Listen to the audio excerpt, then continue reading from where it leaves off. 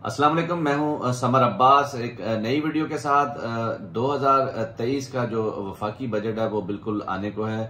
हमारे साथ यहाँ पे बिजनेस रिपोर्टर मौजूद हैं शोएब भाई। इनसे हम जानते हैं कि इस दफा गवर्नमेंट जो है वो बजट में क्या बम गिराने जा रही है गरीबों पर। तो बजट की जो सूरत हाल है वो ऐसी है कि हुकूमत के पास आपको पता है कि ज़र मुबादला की जो है वो किल्लत है और डॉलर के इस वक्त जो कीमत है वो बहुत ज़्यादा है।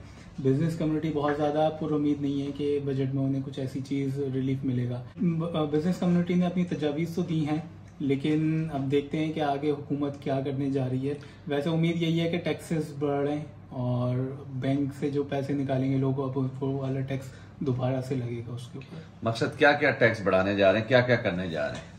देखिए, पहले एफबीआर ने जो है अपना जो उनका टारगेट था वो बढ़ा दिया है 1200 अरब रुपए का।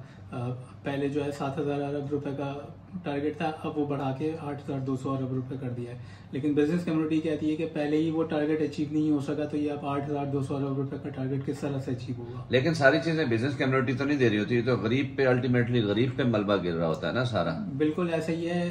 अवाम जो है सारा जाहिर है इनडायरेक्ट टैक्सेस ज्यादा है हमारे मुल्क में, तो उसकी वजह से अवाम जो है वो ज्यादा बेयर करती है। फिर दूसरा, बिजनेस कम्युनिटी ये भी कहती है कि जो हमारे जीडीपी का जो निस्फ हिस्सा है वो एग्रीकल्चर से आता है, तो एग्रीकल्चर के ऊपर तो टैक्स ही नहीं है, वो बिल्कुल माफ है। और दूसरा ये कि एक ब्लैक इकोनॉमी जो है उसकी वजह से भी बहुत। आप क्या चाहते हैं कि जो बेचारे किसान हैं उन पे भी टैक्स लगे हैं? नहीं, बिजनेस कम्युनिटी बाकी जो हमारी जो बात होती है ना ताजिरों से, वो यही कहते हैं कि भाई ठीक है, आप जो है किसान पे ना लगाएं, लेकिन जो मिडिल मैन है कम से कम वो तो टैक्स पे करे ना। वो तो कितनी अर्निंग नहीं, तो इतनी महंगाई हो चुकी है, मतवसत तबका तो बिल्कुल पिस चुका है महंगाई के उसमें। आप देखें ना, हालात ऐसे हो चुके हैं, किसी का घर चलाना मुश्किल हो रहा है, तो इसमें मजीद टैक्स लगा के क्या मारना चाह रहे हैं अवाम को?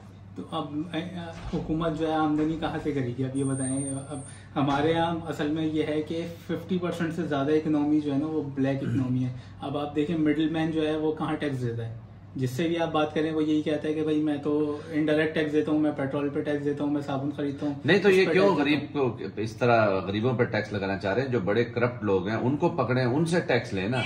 देखिए, क्योंकि टैक्स लोग हमारे यहाँ पे ही नहीं करते। हमारे यहाँ जो है 97% लोग जो मतलब टैक्स देते हैं, उसमें से 97% लोग वो होते हैं जो नील फाइल करते हैं। सिर्फ 3% लोग जो है उनके टैक्स पे जो है इकोनॉमी चल रही है। तो ऐसा तो नहीं हो सकता। नहीं, तो इस पे विचार देखें ना, जो बड़े बिजनेसमैन, इसका मकसद वो भी टैक्स नहीं देते होंगे ना। इसमें कहने का मकसद तो यही, देखें सच्ची बात तो यही है।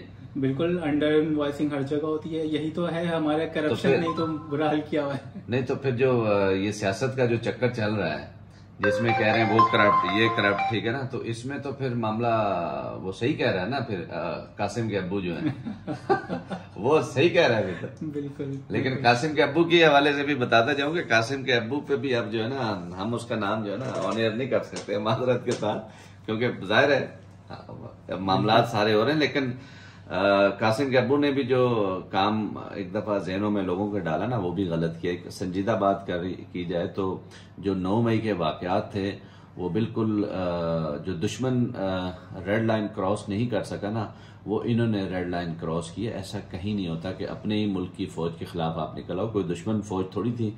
आपका अगर किसी से इख्तलाफ है, जब आपको इक्तदार में लेके आ रहे थे तो उस वक्त ये फौज बहुत अच्छी थी।